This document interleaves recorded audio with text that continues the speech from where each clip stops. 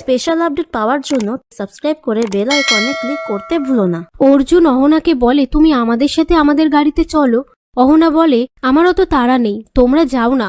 কিন্তু অর্জুন অনেকবার করে রিকোয়েস্ট করলে অহনা রাজি হয়ে যায়। তারপর অহনা মেঘনাথকে মেসেজ করে বলে দেয় যেহেতু সে ওই গাড়িতে যাচ্ছে এর জন্য প্ল্যান ক্যান্সেল করতে। তবে গঙ্গা অহনার প্ল্যান কিছুটাও ধরে নেয়।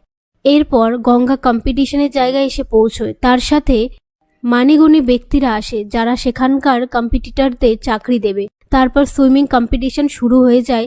কম্পিটিশন চলাকালীন একজন কম্পিটিটর জলে ডুবে যেতে গেলে সেটা দেখে গঙ্গা তাকে জল থেকে তুলে এনে বাঁচায়।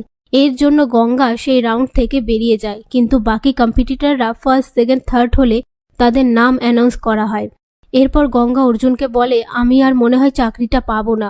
চোখের সামনে একজন মানুষ ডুবে যাচ্ছে, আমি আর নিজেকে সামলাতে পারলাম না।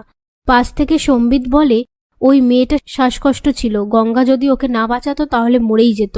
এর জন্য গঙ্গা খেলতে পারল না। অর্জুন বলে, গঙ্গা যা করেছে ঠিক কাজ করেছে।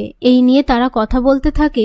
এসব কথার মধ্যে একজন স্যার এসে গঙ্গাকে খেলার জন্য দ্বিতীয়বার সুযোগ দিলে সেই কথা শুনে সবাই খুশি হয়ে যায়। তখন অর্জুন স্যারকে বলে, গঙ্গা তো এক্ষুনি জল থেকে উঠলো, ওকে বাঁচিয়ে একটু রেস্ট নিয়ে নিক, না হয় আবার শুরু করবে। সেই স্যার বলে, ঠিক আছে, আধ ঘন্টা মতন রেস্ট নিয়ে নিক। কিন্তু অহনা যে সমস্ত কম্পিটিটররা ফার্স্ট, সেকেন্ড, থার্ড হয়েছে তাদেরকে গঙ্গার বিরুদ্ধে উস্কে দেয়, যাতে গঙ্গাকে আর চান্স না দেয়া হয়। সেই কথা মতো তারা সেই স্যারের কাছে এসে বলে, এটা তো আপনারা পার্সিয়ালিটি করছেন। তবে গঙ্গা অহনার চালাকি ধরতে পেরে বলে, আমি রেস্ট নেব না স্যার, এক্ষুনি জলে নামবো। এই বলে গঙ্গা জলে নামলে হঠাৎ করে গঙ্গার অসুবিধা হতে থাকলে সেটা দেখে অর্জুন চিৎকার করে বলে, গঙ্গা, জীবন যুদ্ধে হারলে চলবে না, সব বাধা অতিক্রম করে এগিয়ে চলো। Fight Ganga, fight.